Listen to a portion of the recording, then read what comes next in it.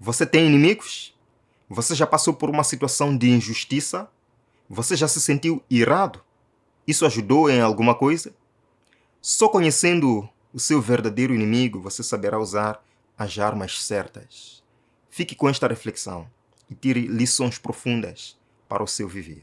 Há um inimigo maior por detrás de todos os inimigos visíveis, por detrás de todos os inimigos humanos. Por isso Jesus disse,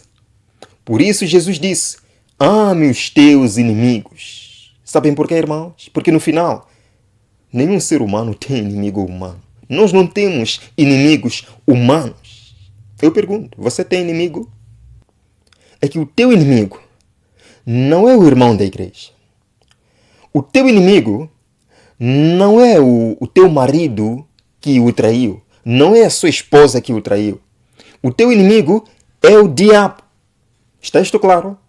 E eu vou longe. O teu inimigo, irmão, não é o jesuíta.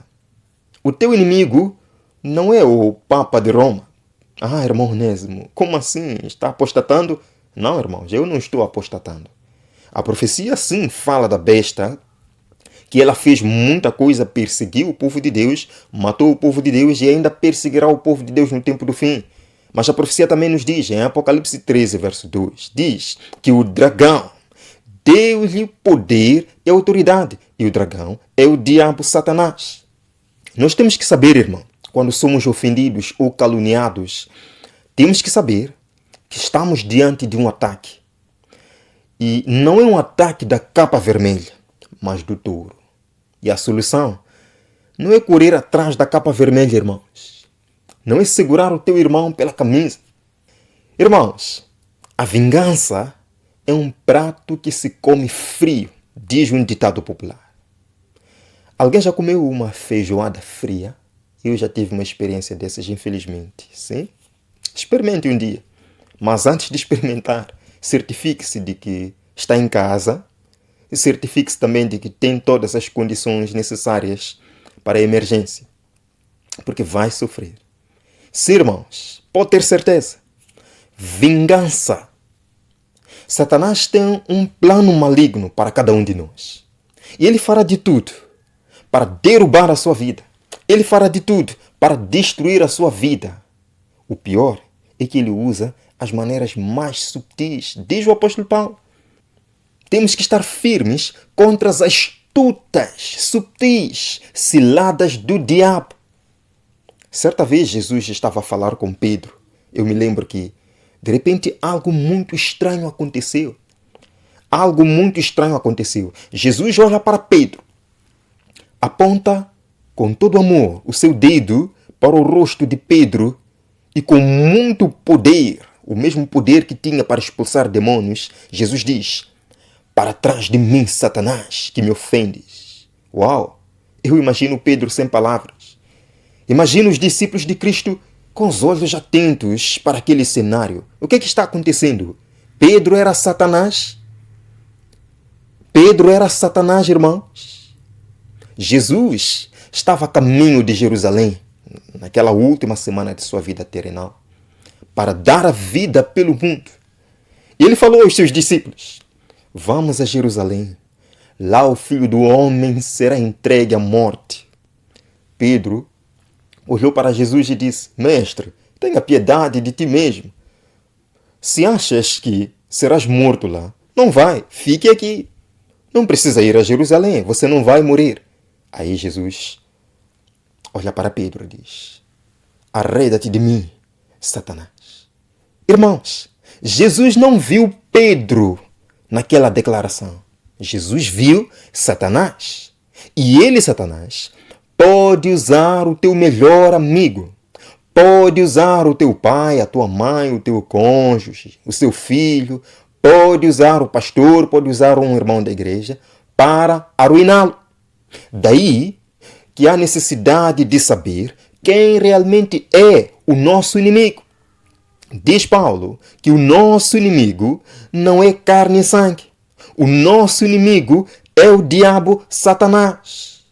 É o diabo que faz com que as pessoas o prejudiquem. É o diabo que faz com que as pessoas falem mal de ti, né? Que as pessoas o ofendam, que as pessoas o tratem mal, que as pessoas o causem grandes problemas. O diabo provoca situações na expectativa de que você ceda e corra desesperado como um touro para a capa vermelha, achando que a capa vermelha é o teu inimigo, mas na verdade o teu inimigo é o toureiro, o diabo. João Batista, o primo de Jesus, foi decapitado. A notícia chegou a Jesus, irmãos. A notícia chegou a Jesus. Alguém já teve a experiência de ouvir que o seu primo foi decapitado ou foi morto ou alguma coisa? É duro, é duro. Jesus podia muito bem ter criado uma manifestação. Jesus podia muito bem deixar cair fogo do céu sobre o trono de Herodes. Jesus podia fazer isso. Mas veja só o que Jesus disse aos seus discípulos. Vamos para o outro lado do rio. Irmãos, quando Jesus ouviu a notícia do assassinato do seu primo João Batista, apenas disse, vamos para o outro lado do rio. Alguém pode dizer, Jesus é fraco. Jesus era fraco. Não. Jesus é o Todo-Poderoso. Ele é Deus. Jesus sabia quem de fato era o seu inimigo. O seu inimigo não era Herodes. Não eram os soldados. Não era o Império Romano. O seu inimigo era o diabo. E ele sabe que o diabo será destruído. Tudo que Satanás queria era ver Cristo enraivecido. Jesus venceu a batalha, irmãos. E às vezes, deixe-me dizer, às vezes a batalha é vencida com silêncio. Jesus viu Judas o traindo e mesmo assim aceitou o seu beijo com as palavras muito sinceras. É com um beijo que traz o Filho do Homem. Jesus sabia, irmãos, que por detrás daquele cenário todo não era Judas o seu verdadeiro inimigo. Não eram os sacerdotes os verdadeiros inimigos de Jesus. Era Satanás. Davi deu tudo para o exército de Saul. Colocou sua vida em perigo de morte nas sangrentas batalhas com os filisteus, com os sírios, enfim. Mas o rei o traiu com um beijo. Davi não conseguia entender isso. O que ele fez de errado? Está sendo traído por um beijo. Ele teve várias oportunidades de se vingar de Saul. Mas Davi sabia quem era o seu verdadeiro inimigo. E ele sempre falou, nessas circunstâncias, não porei a mão sobre o ungido do Senhor. José amava seus irmãos profundamente e desejava um relacionamento sincero com os seus irmãos. Os seus irmãos o traíram com um beijo. A Bíblia nos diz, Efésios capítulo 6, Efésios capítulo 6, revesti-vos de toda a armadura de Deus, para que possais estar firmes contra as astutas ciladas do diabo.